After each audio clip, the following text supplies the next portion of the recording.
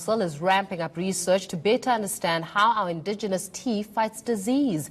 A hefty 4.5 million rand will be invested in probing rooibos's potential reduction of allergies, heart disease, diabetes, as well as skin cancer. So scores of South Africans suffer from these diseases. And to discuss the matter for more, we've joined in studio by Rooibos Council spokesperson Adele Toit. Adele, thank you so much for joining us this afternoon. What inspired this? I mean, 4.5 million rand is not a decision that you make overnight. Clearly, they must have been sparked by some kind of inspiration in terms of the healing properties of rooibos. Absolutely. So we know and love rooibos, but we don't necessarily know how it works and what it does, specifically when it comes to health benefits. So the Rooibos Council is really committed to doing research into rooibos and scientifically proven the benefits that we know are there.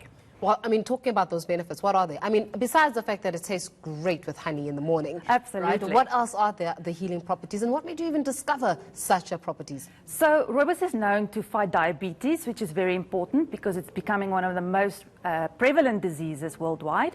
It also helps to fight heart disease in many different ways. And recent research done has proven that rooibos actually helps to fight stress. Stress? How? Yes. So there goes my chamomile tea. What was I doing? Mix it with rooibos and you're fine. So it helps to lower the stress hormone called cortisol, and that helps you to manage stress, which we in South Africa really need a lot. Absolutely. Yeah. So when we're talking about, you know, the research in itself, 4.5 million being put in it, how exactly will the mechanics work of that research? So there's a couple of research projects going on. One of the most important ones and the biggest ones is one that will take place at the Cape Peninsula University of Technology, and we'll do human trials where people will drink rooibos tea, and we'll look at the benefits and the heart disease protective elements of rooibos. So we know rooibos protects the heart, but we want to see more closely what exactly it does to cholesterol, to blood pressure. So people will be drinking rooibos tea for 12 weeks, and then we'll do research. That's all they have to do. They have to literally drink rooibos tea. Yes. This is the best job in the world. Yes, right? Absolutely. But when it comes to lifestyle illnesses, I think that you're touching on a very intricate point, because the lifestyle illnesses are usually caused by our diets and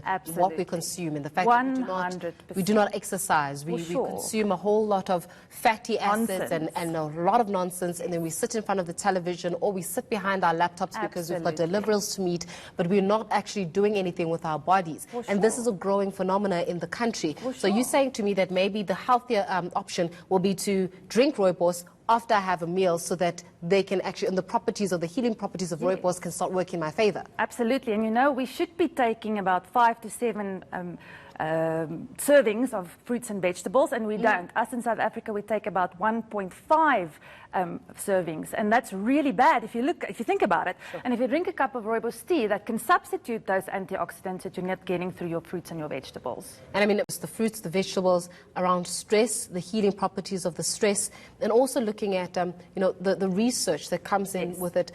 Are we going to be able to find it in a pharmaceutical package? In other words, rooibos no longer a tea, but rooibos actually a little bit of a supplement, like you would with your vitamin D supplements. Yes, of course that is possible, and along the lines that is something that people can look at. But the council really wants to look at, if you drink a cup of rooibos tea, how much benefits can you get from that? So not only is there heart disease research, there's other research like sports performance enhancement, there's research on skin, so we want to see how rooibos tea can improve autoimmune skin diseases like psoriasis.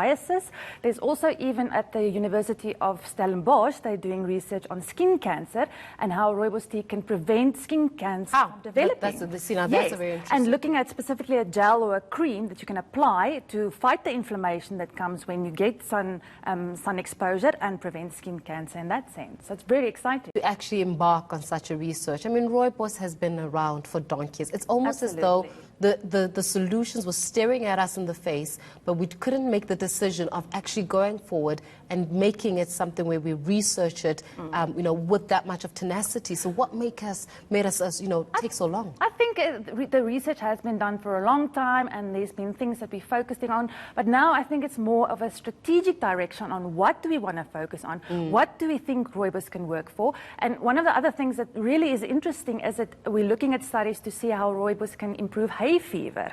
So many people suffer from allergies and hay fever. September is the worst for people. Exactly. And there's at the University of Cape Town, they're looking at the Lung Institute at how rooibos can actually take those allergies away, because we know rooibos is good for allergies, but UCT is actually looking at how it can help for allergies. And this is going to bring me to my next question. Once we found out that the rooibos has got, I mean, you've mentioned numerous healing properties of rooibos tea, right?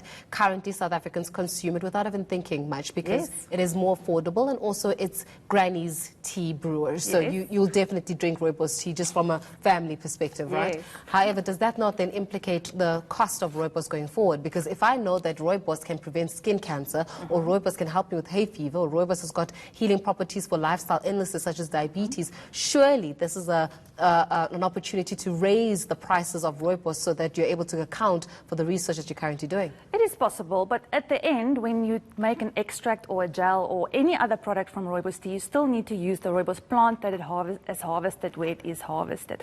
So whether you use it in a tea or in another application, it's still being used and used for the benefits. So it's like supply and demand, depends on how obviously the harvest goes, etc. But I don't think it will really influence the price of rooibos going forward.